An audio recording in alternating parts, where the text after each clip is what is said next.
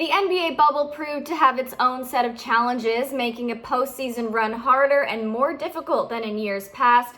Some athletes thrived in the high-pressure environment, while others crumbled. So let's get into 5 players who didn't quite live up to expectations.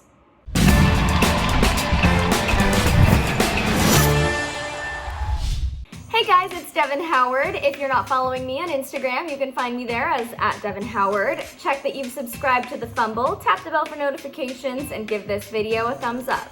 Let's kick this list off with the athlete that comes in at number 5, James Harden. The Beard's time in the bubble wasn't smooth sailing. He struggled in the playoffs again. He shot 33% from the three-point line, and in their most important matchups, Game 7 against the Thunder and Game 4 against the Lakers, he wasn't making as much of an impact as he could have. This was supposed to be the year that the Rockets had a deep postseason run with a strong roster, but unfortunately, they couldn't even really make it past the second round. I do want to shout out one stat though. He averaged 29.6 points per game, which is really good. So now let's move on and talk about James's teammate, Russell Westbrook. The Rockets' failure to make it past the second round doesn't only fall on James Harden's shoulders, it needs to be shared among his teammates. When James and Russell reunited in Houston, the expectation is that the team would be stronger than ever. There was even talk of the team taking home the title, but he disappointed fans in the playoffs after averaging 17.9 points per game and shooting 24% from the three-point line. His playmaking wasn't reliable, and he chucked more shots rather than passing to his teammates. I still think that James and Russ have the potential to become a really great dynamic duo, but the obstacles that they faced in the bubble, including that mid-season hiatus, proved to just throw off their game a little bit too much. Now this postseason, Giannis had something to prove after he and the Bucks were criticized for going missing during the playoffs last year. But instead of buckling down and turning that reputation around, they did the same thing again. When it came to big games against the Heat, Giannis wasn't pulling up as much as he should have.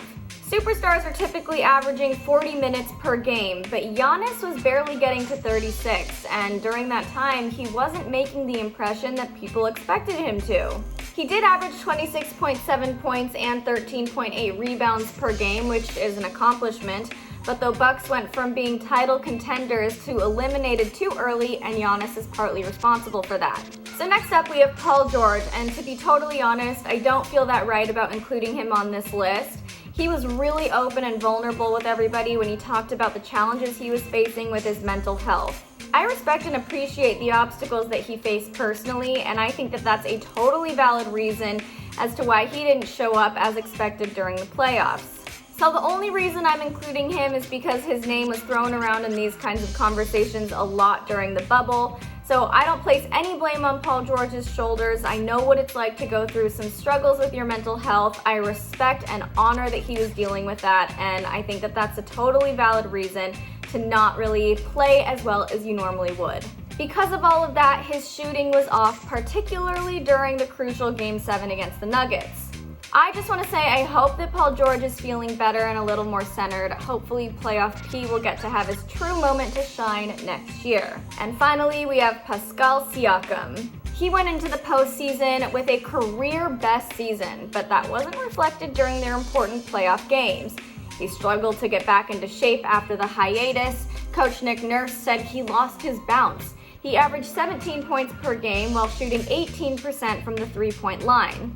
He seemed almost confused and really didn't dominate in the way Raptors fans thought he would. The unique conditions surrounding this year's fight for the title impacted athletes in a variety of ways, and these 5 guys just couldn't gain their footing while in Orlando.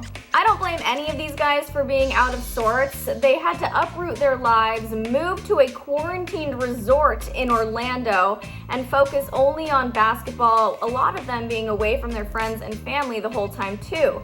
So I think that would throw anybody out of sorts a little bit.